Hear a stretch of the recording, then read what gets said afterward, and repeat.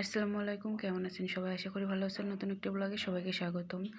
তো অনেকে আমাকে জিজ্ঞাসা করে, আপু আপনার কী হয়েছে, কী সমস্যা, কী রোগ আছে বৃত্তান্ত অনেকে জানতে চান। তো সব কথা তো কমেন্টে জানাতে পারি না, তাই আর কি ভাবলাম একটা ব্লগ নিয়ে আসি, তো সবার মাঝে শেয়ার করি।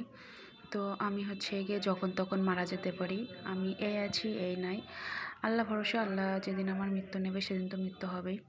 তারপরেও আমি ওষুধের উপর বেঁচে থাকি। এখন আমার ইন্ডিয়ান ওষুধটা ফুরিয়ে গেছে।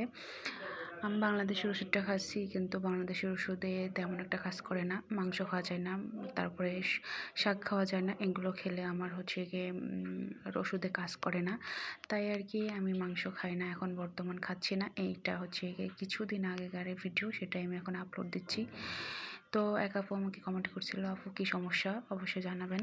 তাই আর কি ভিডিওটা নিয়ে চলে আসলাম। তো আমার হচ্ছে গিয়ে ডিভিটি আছে, যেটা হচ্ছে রক্তনালী ব্লক, যারে বলে যে আমার যে মেন গভীর শিরাটা আছে ওই শিরাটাই আমার ব্লক হয়ে গেছে। আমার শিরা দিয়ে রক্তটা উপরে উঠতে পারে না, নিচে নামতে পারে। তো এই সমস্যার জন্য আমি দীর্ঘদিন অসুস্থ। আমি জানি না আমি কখন মারা যাব।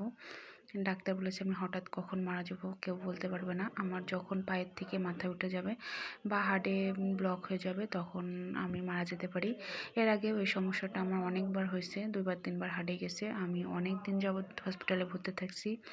প্রায় আমার অনেক লাখ লাখ টাকা, টাকার অ্যামাউন্ট আর বলছে না, অনেক টাকা খরচ হয়েছে, এখনও হচ্ছে।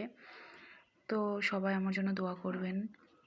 জানি না, হয়তো এই পেজ থেকে একদিন আর কোনো ভয়েস বা কোনো কিছু আপলোড হবে না, বা আমার ভয়েসটা শুনতে পারবেন না।